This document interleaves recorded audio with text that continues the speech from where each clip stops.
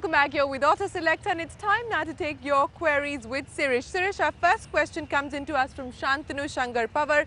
He writes into us from Nagpur. Shantanu says he recently turned 18 and has always been passionate about bikes. He soon plans to buy one and has a budget of about 1 lakh rupees. He's considering the Yamaha YZF R15 as the best option, but somehow feels that the bike is technically much superior to most Indian bikes. It's not worth spending so much on. He would like to know if it would make a better decision for him to invest in a second-hand Kinetic Comet. Is there any chance of Kinetic bringing the bike to India again? Please help him decide.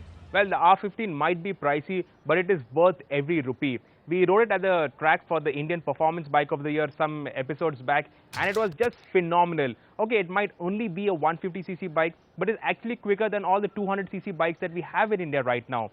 And it looks phenomenal. Its handling is just phenomenal. It's a perfect bike, and I wouldn't suggest that you go for a Comet because, see, there are no service centers now to take care of the Comet. Where are you going to get parts from? And Kinetic, it's not there anymore. It's been bought over by Mahindra. What are their plans? Who knows? They might not bring a next lot of Comets. Who knows if they'll provide service and spare support to those bikes.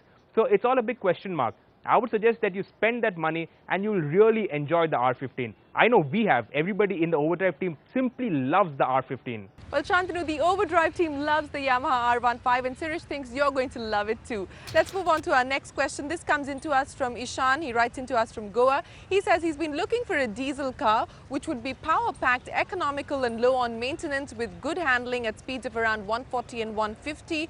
He's test-driven the Fiat Linea recently and loved the feel. He currently owns a 2004 Honda City IDSI, which is not exactly a performance car. Is the Hyundai Verna a good bet since he's never driven a Hyundai? He drives from Goa to Pune every 2 months and a minimum of 50 kilometers daily. Sirish, what would you recommend?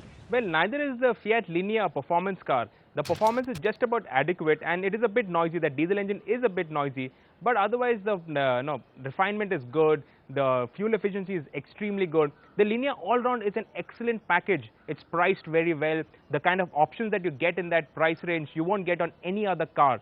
So it actually is a very good buy.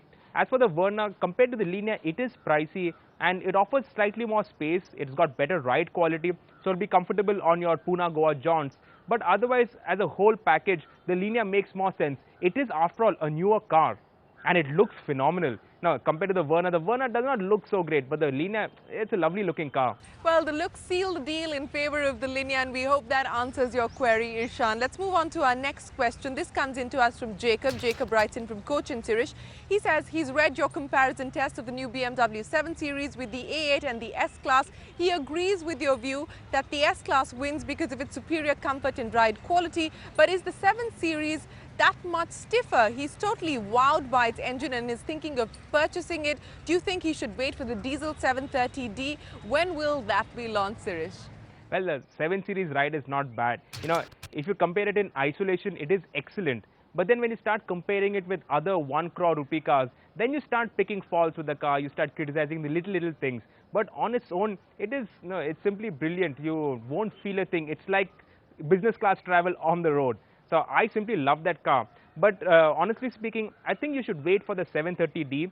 It's got a phenomenal, I drove that diesel engine in Germany when they launched the car, and that diesel engine flies. Okay, it doesn't fly as much as the petrol engine, obviously, but it's more than adequate. And this being India, well, running costs are going to be an issue with the petrol car. You'll need to own a petrol pump because of the fuel efficiency.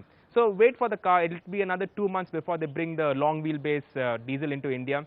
But it's well worth the wait. Well, Jacob, wait for the 730D. It will be launched in India in a few months from now. Let's move on to our final question. This comes into us from Girish Reddy. Girish says he writes in from Hyderabad. He's planning to modify his car for more performance. He wants to know the pros and cons of installing a turbo. He owns a Honda Civic 1.8S. Can he trust Indian tuners with the job, Sirish? Well, see, you put a turbo kit on it and the car will fly. Performance just goes through the roof, and you'll feel like a rally star. I've driven Honda City VTECs with turbo kit, and the performance is just out of this world. It just blows you away. But the downside is that engine longevity goes for a complete toss.